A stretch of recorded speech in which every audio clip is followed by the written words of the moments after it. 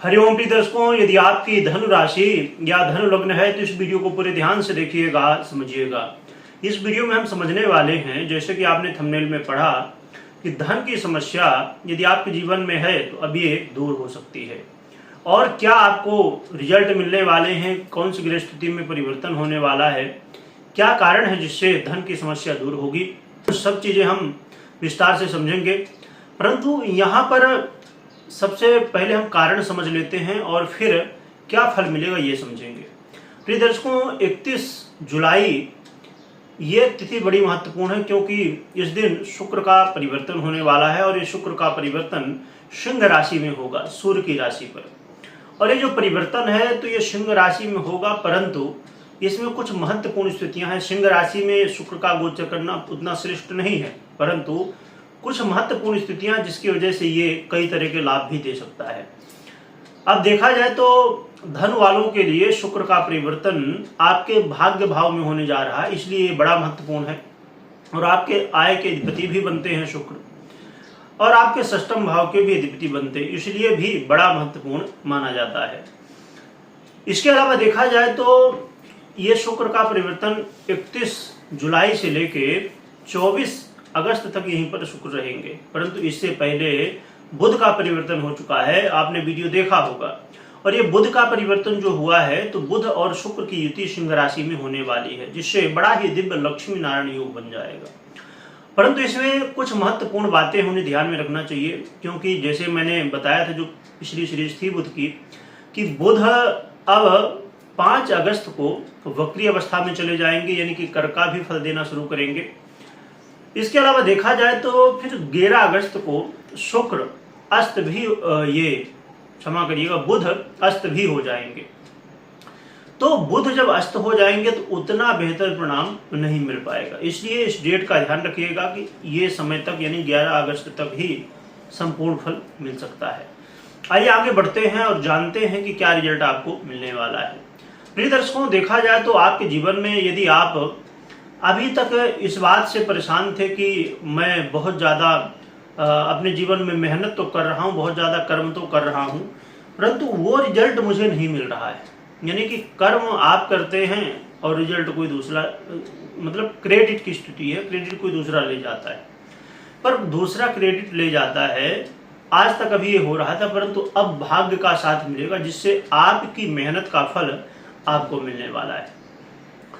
और इसके अलावा यदि आपके जीवन में आप ये महसूस कर रहे थे कि मैं बहुत कोशिश कर रहा हूं परंतु भगवान के प्रति लगाव नहीं हो रहा है, यानी कि भगवान के चरणों में मन नहीं लग रहा है, आप कोशिश कर रहे हैं, तो ये समय होगा कि भगवान के प्रति आपका आकर्षण होगा, आपको धार्मिक यात्रा करने का मौका मिल सकता है, भगवान के प्रति आपकी प्रीति बढ़ेगी। और यदि ससुराल पक्ष से जुड़े हुए कोई भी मामले थे, कोई भी समस्याएं थी, वाद विवाद या कोई भी बातें थी, तो वो ठीक हो सकती है इस समय।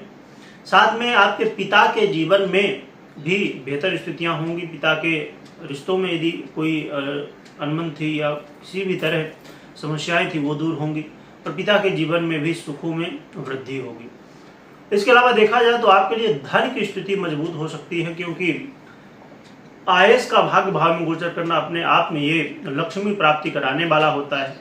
तो इस समय आय के साधन बनेंगे, और आय के साधन तो बनने ही वाले हैं, परंतु एक बड़ी महत्वपूर्ण स्थिति ये है कि इस समय कई सारी आपकी इच्छाएं पूरी होने वाली हैं, आपके जो ड्रीम है, आपके सपने हैं इस समय, क्योंकि एक तो भाग्य का साथ मिलना और फिर आय का साथ मिलना, ये दोनों भाव जो है तो आपको प्रभावित कर रहे हैं, इसलिए इस समय धन वालों के लिए बहुत अच्छी स्थिति बनने वाली है, खासकर धन के मामले पर।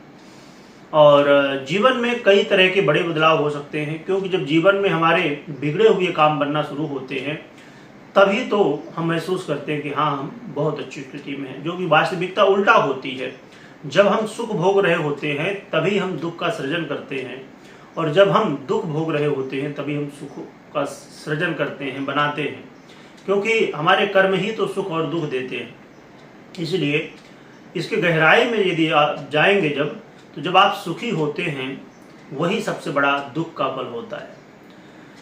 अब प्रिय दर्शकों, इसके अलावा देखा जाए तो जो लोग सोशल मीडिया से जुड़े हुए हैं, इसमें उनको भी लाभ मिलने वाला है। सोशल मीडिया में यदि ग्रो करना चाहते हैं आप, तो ये समय बड़ा महत्वपूर्ण होगा। 31 जुलाई से लेके और 11 अगस्त तक ये समय बड़ा महत्वपूर्ण होगा और लाभ देने वाला। और इसमें एक और भी है कि यदि आप कोई परीक्षा में है, प्रतियोगिता में है, कोई ऐसा कंपटीशन है, वहाँ पर भी आपको सफलताएं मिल सकती हैं। और आप अपने जीवन में यदि कर्ज की स्थिति में फंसे हुए थे तो उससे बाहर निकलने का मौका, और साथ में आरोग्यता की भी प्राप्ति होने वाली है। आरोग्यता, अब देखिए, आरोग्यता में कई तरह की स्थितियां होती हैं। एक तो ये होता है कि जो लोग बहुत ज़्यादा बीमार हैं, तो यदि उनकी बीमारी में कुछ स्थिति बेहतर हो जाए, यानी कि जो बीमारी है वो कम हो जाए, वो भी कहीं कहीं आरोग्यता की प्राप्ति है। अब पूरी तरह से रोग दूर हो जाएगा या कितनी स्थिति इसमें देखी जाएगी, ये आपकी जन्म कुंडली के ऊपर भी निर्भर करेगा। क्योंकि पता चला इस समय रोग की ही दशा चल रही है, रोग भाव का अधिपति ग्रह है, उसकी ही दशा चल रही है, और वो पीड़ित भी है, कमजोर भी है ना। तो ये स्थितियां फिर उतना आपको लाभ नहीं देती। इसलिए कई बार आपको फिर लगता है कि हमें जो बताया गया, हमने जो सुना, उतना लाभ नहीं मिल रहा। तो हमेशा मैं कहा करता हूं कि जन्म कुंडली अवश्य चेक करिए, क्योंकि जन्म कुंडली, गोचर कुंडली दोनों आपस में मैच खाना चाहिए, एक रिजल्ट देना चाहिए, तभी वैसा रिजल्ट मिल पाता है।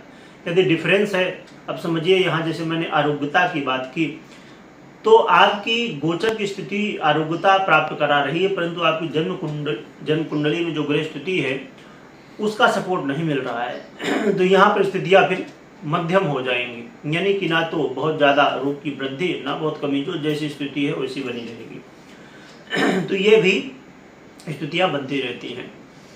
इस समय एक बात का अवश्य ध्यान रखना होगा कि आपको अपने कार्य क्षेत्र में बहुत ज़्यादा सावधानी के साथ, यानी कि सबसे बड़ा कहा जाए कि महत्वपूर्ण बात है कि आप अपने वाणी में संयम रखिए। वाणी में संयम रखना, और खासकर 11 अगस्त के बाद बहुत ज़रूरी हो जाएगा। तो आप वाणी में संयम रखते हुए आगे यदि बढ़ेंगे तो बहुत कुछ आप प्राप्त कर सकते हैं।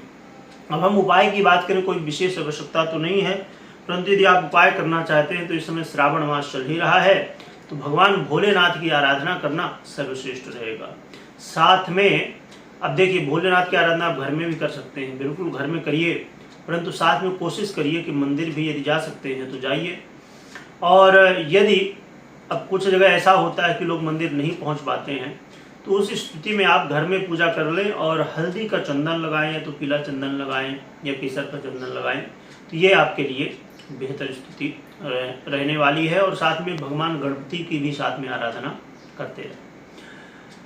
कमेंट में ओम नमः शिवाय लिखिएगा, लिखने के साथ स्मरण करिएगा। वीडियो देखने के लिए बहुत बहुत धन्यवाद।